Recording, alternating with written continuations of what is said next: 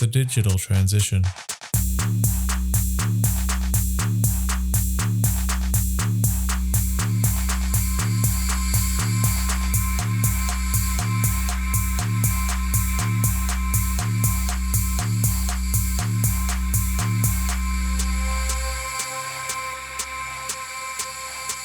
The Digital Transition, a podcast series created to assist those tasked with implementing digital strategies, where we will share our knowledge and experiences to support you in your transition.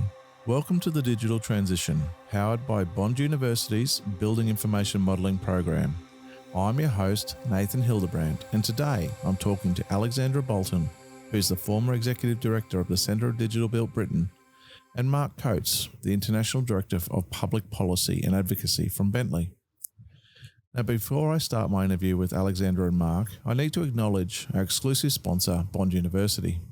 Now, Bond University are leading the way in BIM education in Australia through their Master of Building Information Modelling and Integrated Project Delivery course. Now, they also have micro-credential offerings which were designed to meet industry needs after extensive industry consultation. Now, the design and structure of the Bond BIM program was recognised internationally in 2020 with a special mention for leadership in open BIM in education in the professional research category of the Building Smart International Awards. So what I'd recommend for you today is to head over to the Bond University website via the link in the show notes to learn more about their educational offerings. Now, it's great to sit face-to-face with you, Alexandra and Mark, while you're on your whirlwind tour down here on the eastern seaboard of Australia. And Mark, I saw a post the other day where you said you would be participating in 40 events and meetings while you're here. Now, that's quite a lot. But today I thought I'd just, off the cuff, we'd sit down and have a chat and make it 41. But today I'm looking forward to talking to you both about the Centre of Digital Built Britain and also Digital Twins. So thanks very much to you, Alexandra and Mark, for taking the time to sit down with me in this little gap in your day. Now, firstly, Alexandra, for those that are not aware of you, here in Australia particularly, I know in the UK you'd be well and truly well known and famous over there. Could you tell us a little bit about yourself for our Australian listeners? So hi Nathan, and thank you for having us here. It's great to have a chance to chat. So as you said, I was the Executive Director for the Centre of Digital Built Britain for the last 5 years, and that's a socio-technical change programme looking at building information modelling. We ran the National Digital Twin programme and the UK's Global BIM programme. It was about bringing industry, government and academia together so that we can use data to make better decisions. So we can use data to make better decisions faster, so that actually we can create those better outcomes that we want for people and the planet. I like the aspirations in that, and I hope that we find that there's more people in this world that actually start to think this way.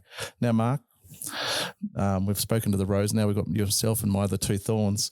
For those that aren't aware of you, mate, can you tell us a little bit about yourself as well? Yeah, certainly. And again, thank you for making the time to sit and speak with us. So my background is an ex-QS, worked on numerous national and international infrastructure projects throughout the UK, both from power, water, commercial, and obviously infrastructure. And I work for Bentley Systems, as you said, and have done for over the last 3.5 years. And it's really about knowledge transfer. What does good look like? Not a particular system or particular piece of software. It's very much about the way of working, that education, that leadership that actually helps us as individuals and project delivery and governments actually achieve a good return on investment financially, but also with a strong ESG factor now required. And I think we'll touch on that a little bit later as well, because a lot of people within the architecture profession specifically, a big call for action at the moment has been for sustainability. And yet right now, the Institute of Architects, they don't really even recognise that these digital tools are that actually provide that assistance to actually get there. But Alexandra, now we're moving on to, I guess, the Centre of Digital Built Britain, or the CDBB, which it's known. It's something that's probably foreign to people here in Australia because we have such a disparate approach to the way in which we're handling BIM at an agency level or a state government level. Can you give us a little bit of an explanation about what the role of the CDBB was in the UK? Yeah, sure. So CDBB was set up back in 2017. It's a partnership between the University of Cambridge and one of our government departments, Business, Energy and Industrial Strategy. And it was about allowing the built environment to become digitally transformed. So it was everything from BIM through to a national digital twin programme, looking at the digital technologies that we have, looking at what changes we needed to make, supporting adoption and looking to the future. It's a positive thing because it's at that national level, right? Whereas you're just starting your tour here of Australia, and over the next couple of weeks, you're going to hear all these different stories. What lessons could be learnt by our Australian counterparts? What really should happen? Should there be a national level approach to this? And that I guess that could come from you as well, Mark, either of you, in terms of what your thoughts are on this, because I think from my perspective, I think this is the biggest problem we have here in Australia. I think we have a lot of smarts, and you've already talked about some of the experiences you've had already in terms of seeing some of the projects that have been delivered here in Australia. They're kind of like little isolated weeds in a field, or could we just say, we won't call them weeds because they're good. Let's call them, little specks of gold. In other words, a barren desert. How can we put a magnet in there to draw all this together? If I can answer that, because I'm going to well and surely embarrass Alexandra now. The answer is leadership. It's as simple as that. What Alexandra and the rest of the team over at CDBB and Mark Enzer from Mott McDonald's and their role, they brought a lot of us together and got us to communicate together in a sensible way that gave a very much unified industry approach. And with that strong leadership, I believe that was a major catalyst of us all working together and providing. And to go back to your original question of what could you do as a country, I will state openly to you, I believe that the one thing Australia could do to progress itself, especially with the work you've got, is a digital task force, a leadership group at the highest level possible, just to use maybe a local phrase, herding the cats together and getting everybody on the same train going in the same direction, and actually really bring it home, and especially some of the projects you've got to deliver and the focus it's going to be on you in the next 10 years. Now, sorry, Alexandra, go. I was just going to say I agree entirely. It's about that boundary-spanning visionary leadership. You need it to convene, connect and coordinate. It's not about command and control. It's about bringing everybody together, because there's some really awesome stuff happening in Australia. We've been here 4 days working. We've seen some amazing projects, but bringing them all together so that everybody can work together, that's what's needed. And it is that umbrella leadership that I would, like Mark, suggest absolutely is needed to make this happen. And I must admit, just being here in Brisbane, I know, as you said, it's our starting point. We've had our eyes open already by some of the projects and some of the, again, leadership. You've got the Cross River Rail project here in the centre of town, and that really, when you go to the Experience Centre and you see what's being achieved and the aspirations that are being achieved, you really are at the forefront of where you need to be. I just hope, as you said, that's all projects and not just one project. Yeah, it's one of those things from my perspective, and I think one of the things that stood out from the presentation earlier today that you gave part of our Brisbane event was in regards to this concept of all of these digital twins eventually communicating with one another.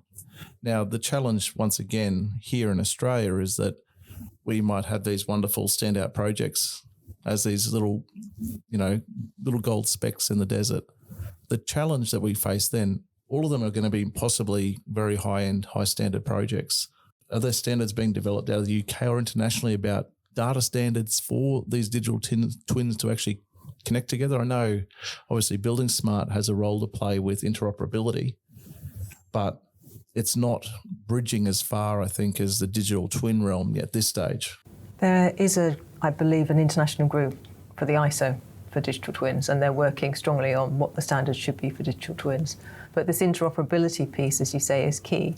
And there are various groups, Mark will tell you more, he's involved in one of them, who are working to make sure that we can be interoperable.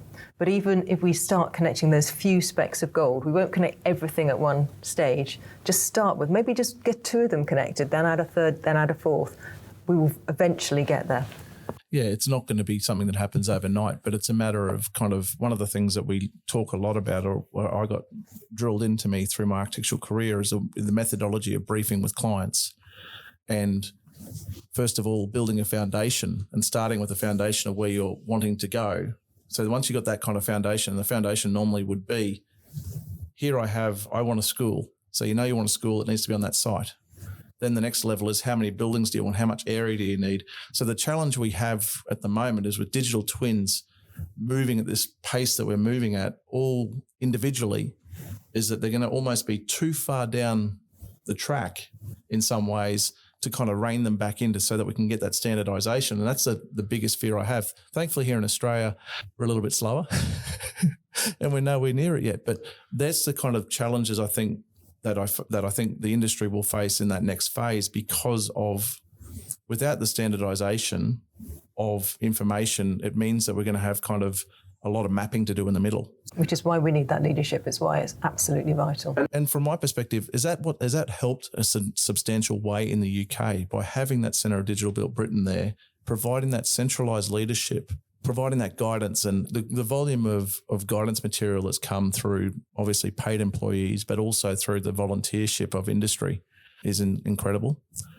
But is that the difference to trying to get this moving forward? Is that maybe that's the answer in Australia to actually fixing things where we are and moving it forward? Yeah, I mean, I say there's one thing there, and not to pull you up. It's you said industry. A lot of the people, the new strategy board that I sit on, which is the sort of the follow on from the great word Alexandra, it's not just industry. We've now got finance there, which is the first time we've actually included, and they are giving leadership as well. They, with the ESG requirements I mentioned earlier, they have their own stipulation of rules and regulations. So unless we bring everybody together, unless we bring that communication and common way of thinking, we could all end up going all over the place. If finance X, asks for X, and we as an industry only are able to provide Y, do we create a bottleneck about future projects and investment till we come up to speed? So the one thing to answer your question, and succinctly, I hope, is you need to bring those leaders together, get those leaders on the same page and produce a mindset, and whether that's standards, whether that's rules, or whether just simple communication, that will help your progress forward. And if you don't do that, that's where the problem will become even bigger. Well, that's where it's just interesting on that finance perspective, because money is king, right? So the way in which we're probably, as I said in our Q&A earlier today about the concepts that we're essentially in the real estate industry, and in the real estate industry is what we're part of in terms of generating value in assets. As an industry, and let's look at the consulting and construction side of things, maybe we're just sitting back here and waiting because the finance guys don't know about it yet. Every single time I've worked on projects that receive government funding, there's an acquittal process. You must provide this information and to get through these gates. Now that could be the driver. The finance industry could actually be the transition between and actually tying this all together, because the finances actually have quite rigid and stringent ways in which they want information delivered. So maybe that's the answer. I mean, we're both lucky. We both worked in finance during our careers, so we had that mindset. And I'll provide a copy of the paper to you, or a link that you can include in the podcast. But it is very much, the driver of, and one of the key things that really stood out for myself as part of the interviews. And we interviewed 35 banks, by the way. We didn't just, it wasn't a handful. It wasn't just a pick and choose. No, and they were global. They were not just UK. There was a couple of your own homegrown investors in that list as well. Was, on a simple credit request or credit interview, at what is a perceived relatively, it's a large number for most, but for construction, a low number of 250 million. They were expecting a digital roadmap of the asset. Now, one of the meetings we've had already, they've actually verified that themselves and said, yeah, we're speaking to pension companies who want to know about the digital twins. So it has landed on your shores. It is going to be coming up your beaches, and you are going to be faced with that problem. But what I would also say, now with the data collection, it's going to open a lot of avenues for a lot of businesses, consultants especially, because that data that's collected is going to need managed. I will say one thing, that data needs to be owned by the asset owner, but they don't necessarily need to manage the data. There is now going to be a complete new stream of employment and revenue for a lot of practices about managing data and providing insights from that data. Yeah, and the key thing being at this point in time, and I think the challenge that we face is that people kind of had their eyes closed to this whole thing, and it's almost like I kind of feel like we're wandering the woods here in Australia. And maybe it's because we're such a broad country compared to the UK and everyone's a lot more closer and you've got to double the population or something like that. Or maybe that the English, I do believe, do like standards.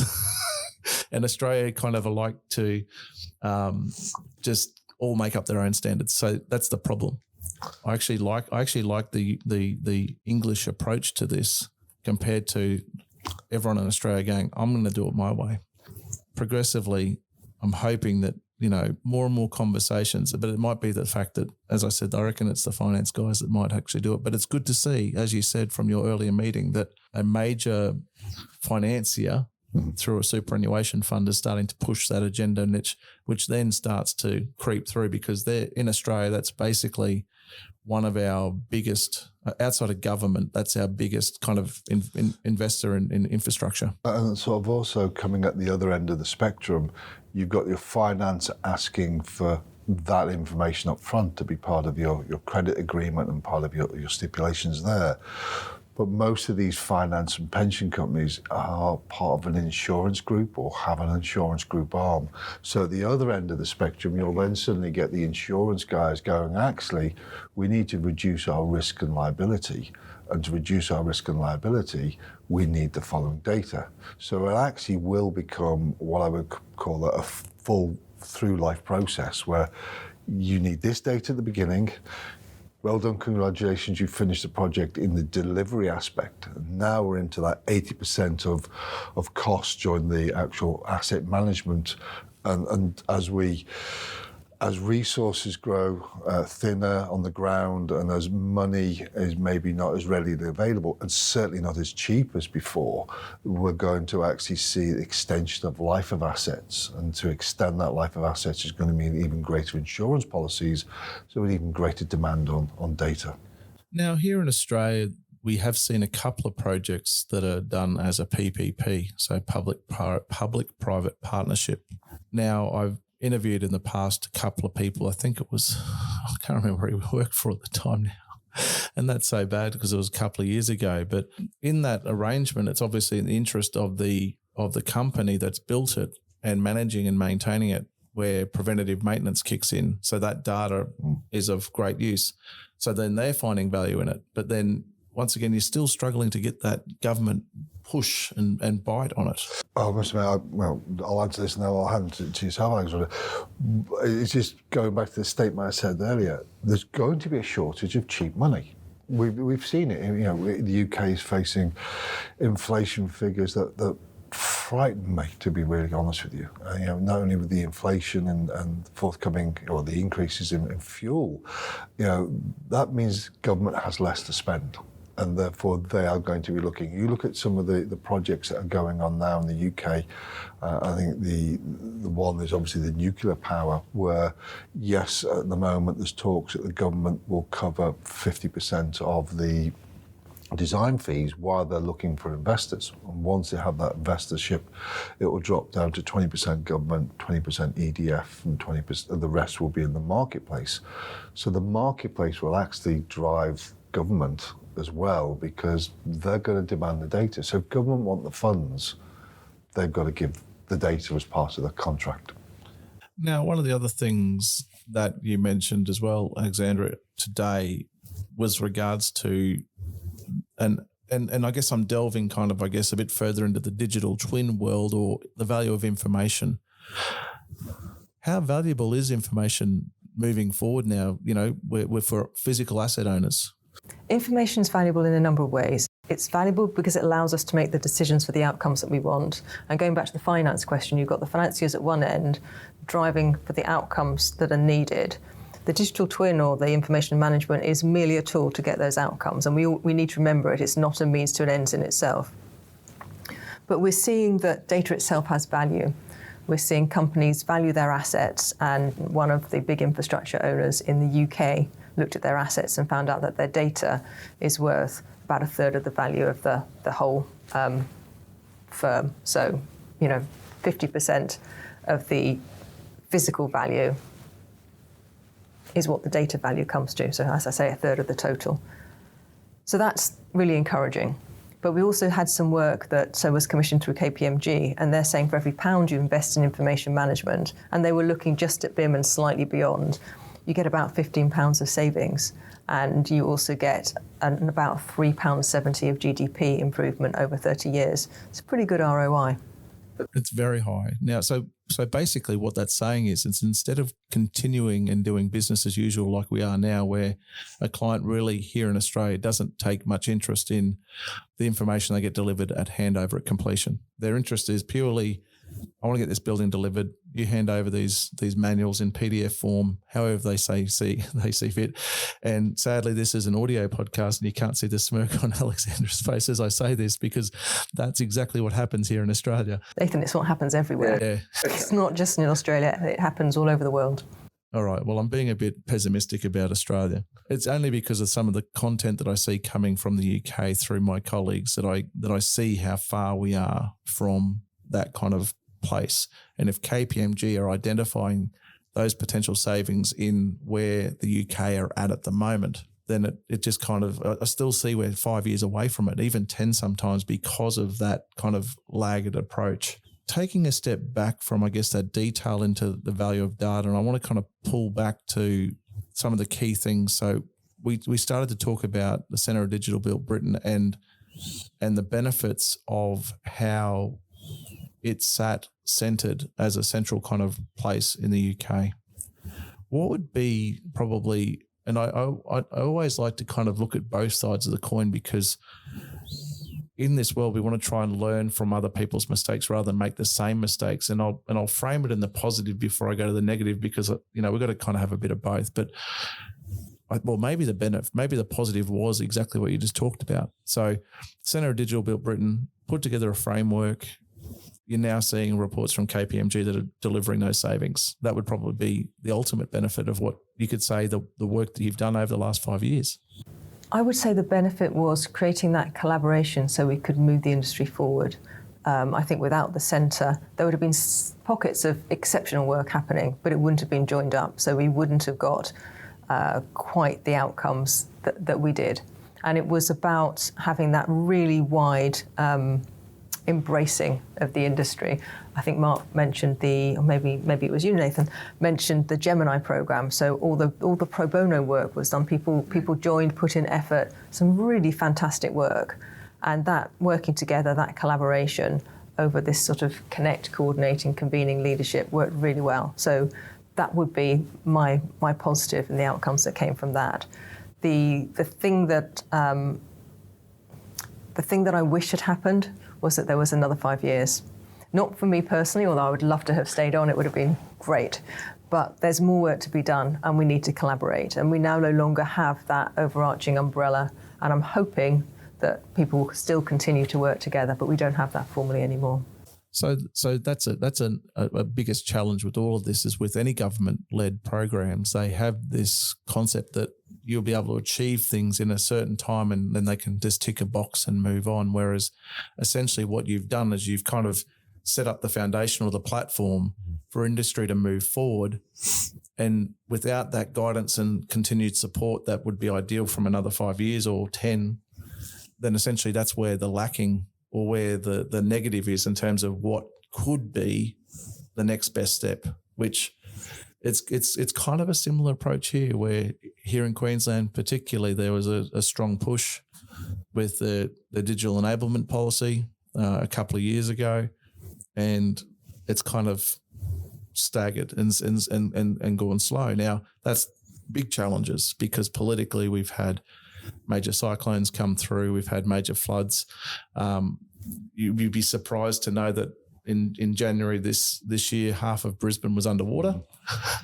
A major capital city underwater. And the focus of the politics and the finances have all dragged over to there. And it's always been driven, I think, because of the fear of, as a politician, if I back this and it fails, I'm gonna lose my job. Whereas, and the challenge we face here is that how good would it be if they actually recognised that what we're talking about here is just common sense? I think it's about helping people to understand that it's not about a piece of tech, it's not about a piece of IT, it's about a tool that will allow you to create the outcomes that you want. So if there had been a digital twin of Brisbane, there would have been a much better understanding of what the effects of a flood might be, how to mitigate that, when it happened, being able to get back on your feet more quickly.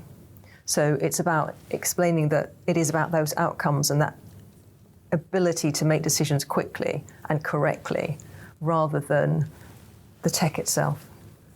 I was going to add to that, exactly that answer, but to break it down to a smaller level, what we're seeing a lot more of at tender stage, to be honest with you, but listen, we're going to stick in construction, is dress rehearsal. Now, you can do that at crisis management level, digital twin of the city, as Alexandra aptly said, there's, that water level rises, and some of the points we were shown on our tour was quite scary, how high the water got. You can prepare for that. Now, to bring that into day-to-day life and context, I know some of the projects in the UK are using 4D, 5D simulation to work out delivery times and delivery loads of vehicles arriving in a site. And one of the pieces of software that we use is Synchro. It's been heavily used through the COVID aspect to remove double handling of materials and also work on that delivery. You've got a very small site in an extremely built-up area. You have to do managed traffic flow. But what's also quite interesting is the materials were needed in a certain process of time. So actually, lorry B arriving before lorry A caused a major problem on site. So actually, you worked it out that everything came through on a stage time, process was done. Is the crane in the right place to lift and move and all that? You can take that at a smaller level of a site management and delivery to right up to a citywide management of a major crisis like you had here in January, February. I think that if you delve over and jump over the ditch over to Christchurch and the major earthquakes they had there about a decade ago, because the whole city was levelled, they did something similar to that, where they were managing concrete pours because all the streets were damaged, and they had to basically manage all of the deliveries for the whole of the city, and time the building and construction of the whole city, because otherwise there wouldn't be adequate space in the city to actually achieve it. Yeah, which is kind of. It's good that we can do those sorts of things. But it goes back to, as you said earlier, process, system, outcome. So your process and the system and your outcome mixed together will give you the result that you need, not the result that may happen. So with the introduction of BIM, we've seen like a significant improvement in the communication of design. So in many ways, we've moved away from the concept of 2D drawings that can only be really understood by a small number of people. So we've moved through that. Now we're assisting our clients, our contractors, our subcontractors with VR and augmented reality environments, so we can enable that communication. So it means more people can participate in that kind of understanding of what's going on, and that would have been what you experienced with the Cross River Rail Experience Centre, where they have all of that in place. Now, this is my favourite question to ask you guys, but is a digital twin or a form of a digital twin a new interface or a fancy new name for building management systems or our our preventative maintenance systems? So a digital twin will take data from a large number of sources, run simulations, models, gain insights, and produce actions that are put into the real world. So it needs to be getting data from the BIM models, but from sensors around the building, but from the outside as well, from people walking through, from their mobile phones. So it's bigger than a building management system, and it can be more complex. There are some very simple digital twins. A building management system can offer some of the data up to a digital twin, but in itself, I wouldn't say it was a digital twin. The richer the twin, the greater the insight. Now, data will not help you predict the future.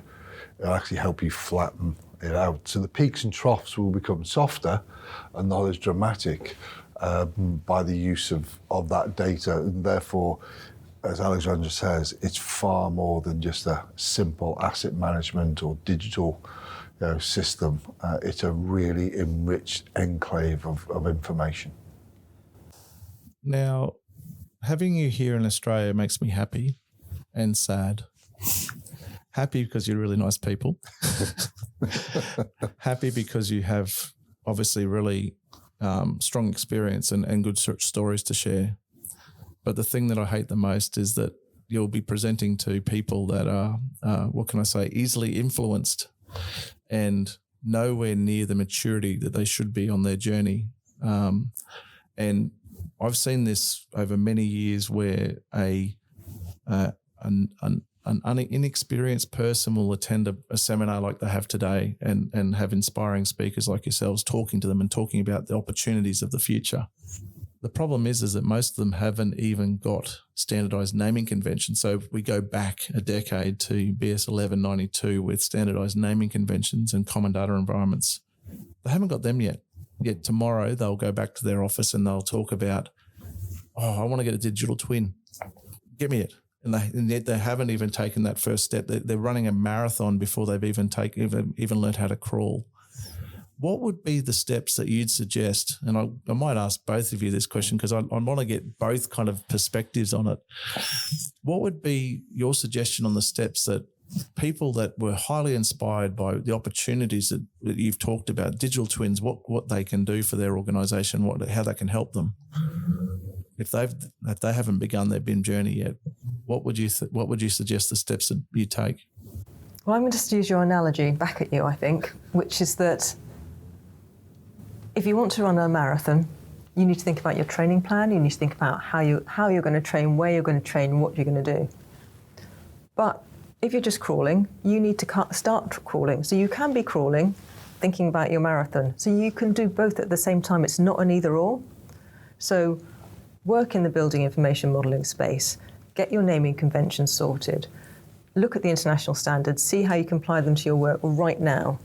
But at the same time, think about the future, think about your roadmap for your digital twin, think about what steps you'd need to go along the way. It's a huge continuum from CAD that we had back in the 80s through to an ecosystem of connected digital twins. And you can bizarrely be at several points on the journey at the same stage. That would be my answer. I like that one. You wouldn't know it. I'm an Ironman triathlete. I've put on 40 kilos since, but yes, no, there was a training plan behind it. So no, it's perfect. If you have a plan and you map it out, you do begin that. But the challenge is everyone gets excited. They want that straight away, and they don't. They just need to talk to someone that they know. And that's what that leadership's for. That leadership to set out the roadmap. It's really important that leadership has a coherent narrative and a coherent roadmap that everybody can get involved in. And people will pop into different bits of the roadmap at different times, but to have that down there so everybody can see where we're hoping to go and how we're hoping to get there make a massive difference. The only bit I would add to that, full agreement, is communicate. Yeah. And communicate what your roadmap is at the beginning, communicate your desire where it is. And we've all worked on big projects and we've seen the stage gates of a project and how they're communicated.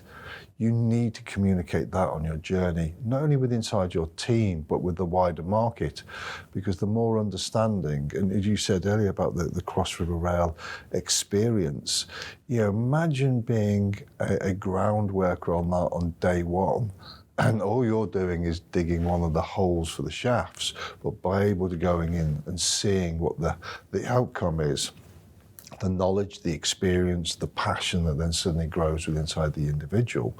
So as a project, you should be communicating where you are, how you're going, how you're getting on. And I think too often as well, we're overcritical. Where we'll say, well, we'll deliver a big job, we'll look back at it and go, those decisions were wrong or whatever. I'm not saying every job is not perfect. There's obviously a lot of imperfect delivery of projects these days. But what we're tending to do as technology moves so quickly is scrutinising decisions that were made 5 years ago on the technology that's available today. And you look at the short period of an iPhone, of what the first iPhone was to the iPhone now, and you compare that to a project. What we should be doing is looking at what decisions were made and how we could improve those decisions, make them quicker, make them smarter, make them more desirable for an outcome, and actually picking the ball up and moving it forward than actually sort of taking it back. So we've talked about the concepts of making a plan. So people listening today, please make a plan. Don't just jump straight into it. Now, one of the key things is about communication. Now, one of the biggest failures that I've found here in Australia with the implementation is the massive amount of change management that's required around this. Now, the sad thing about it is that when we look at change management, it's basically effective communication and engagement with people so that they all feel part of the process. In the UK, were there strategies? Obviously, there was so much, there's oodles of publications that CDBB put out. But outside of that, is there any other infrastructure in place in the UK to assist in that change management realm? So within CDBB, we had a very good engagement team who made sure that we brought in people to learn from them and to speak with them. There are other groups within the UK that are doing similar things, which is great. It's really good to have that. And I see similar sort of groups in the UK. We've just been speaking at Brisbane, and that would be one of the groups that, we can talk to them. They can talk with us. We can all share our experiences. We can all learn. That's really important.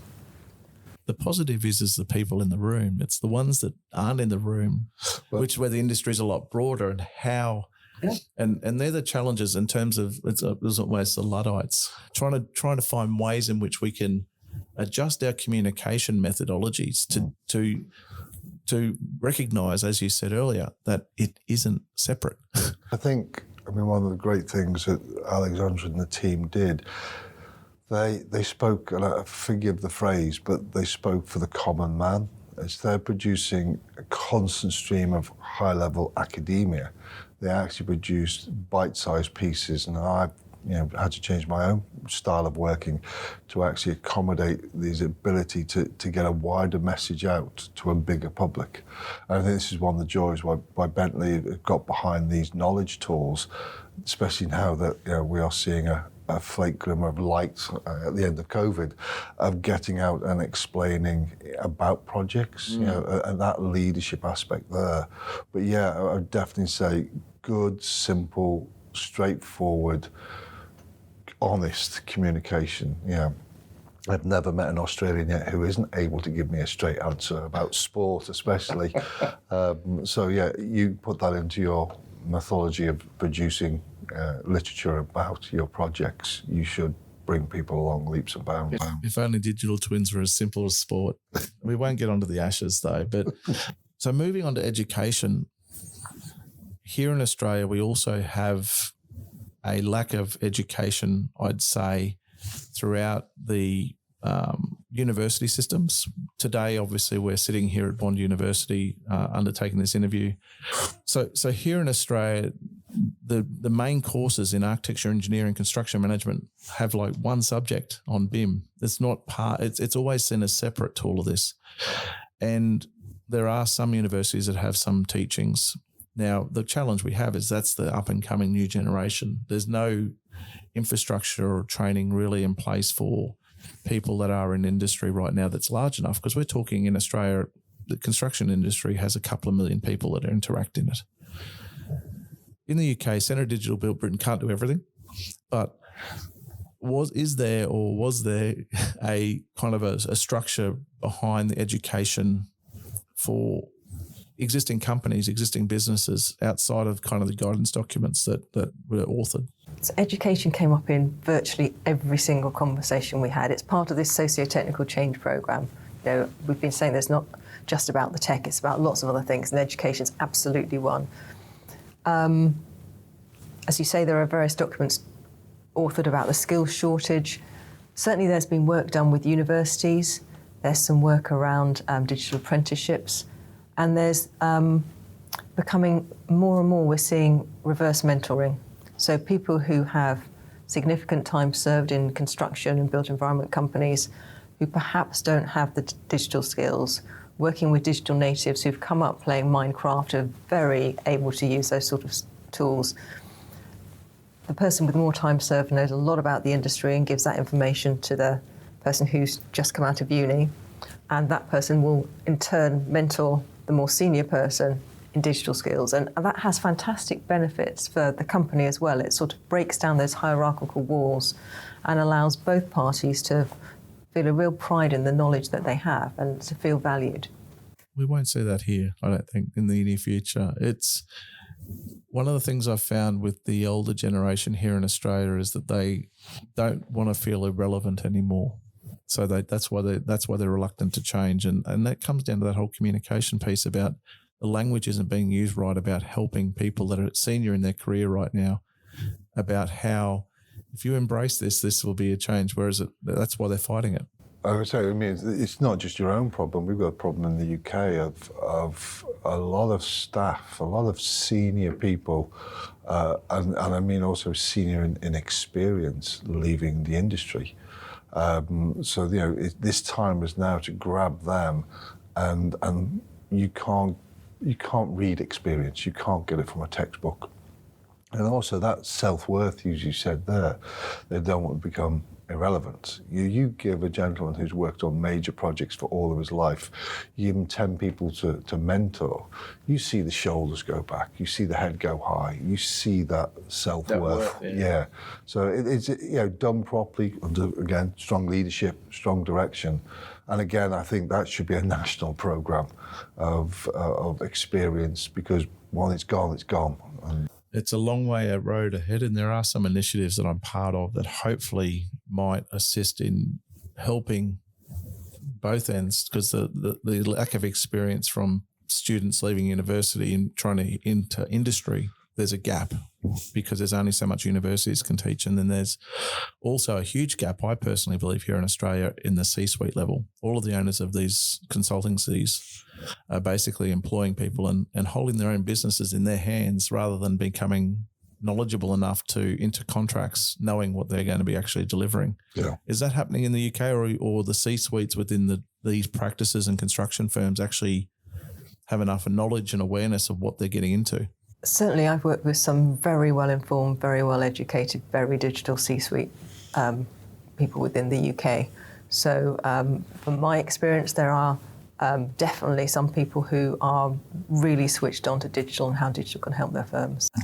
So we've got the bleeding edge, essentially, it must be. So you're always in the right room with the right people. That's what I often think. And I, because you see, there's other reports that have come out of Australia, and I might flick it to you afterwards about, so looking at individual houses and medium density to unit blocks housing done out of New South Wales, because there's been substantial issues with construction defects, and the roadmap for digital for that large percentage of constructors and contractors and designers, they're so far behind where everyone could benefit from. Yeah. But again, I've come up through the ranks, so to speak. Once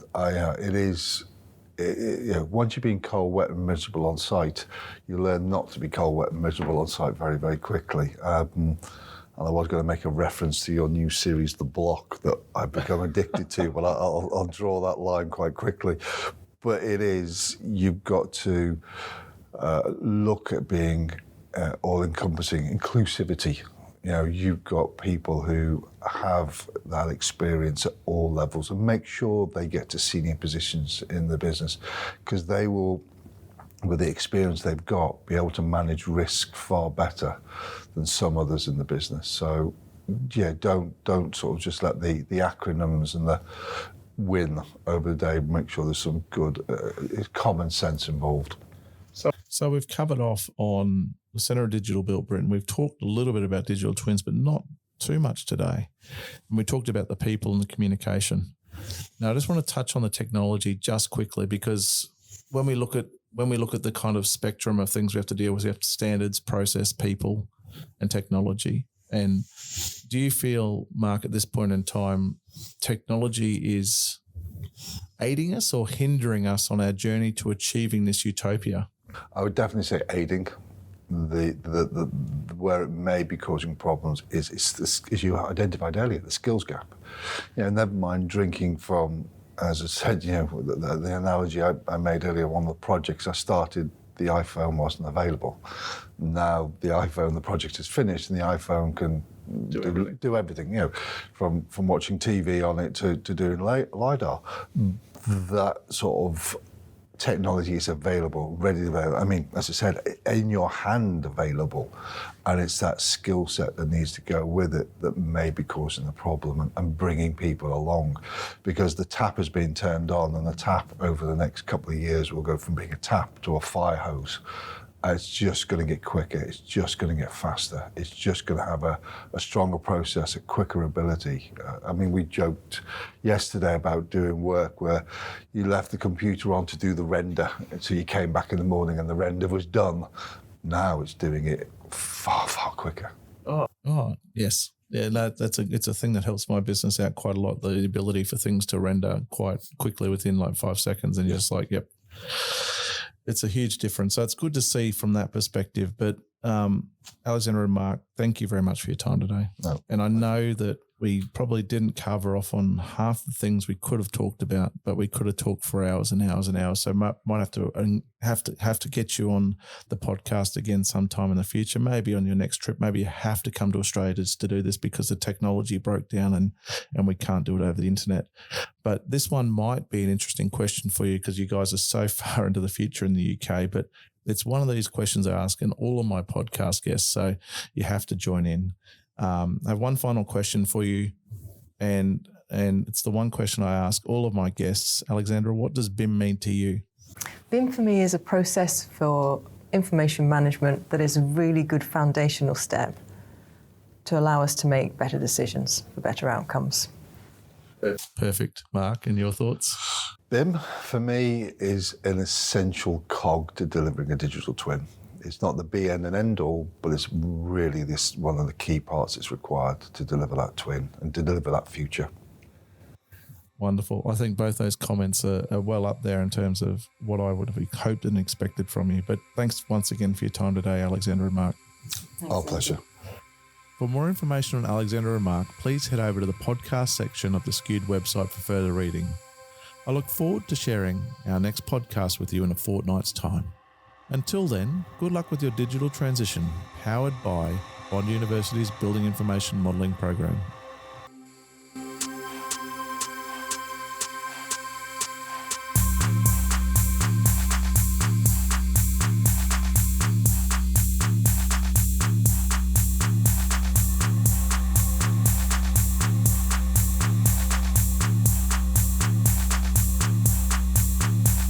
The digital transition.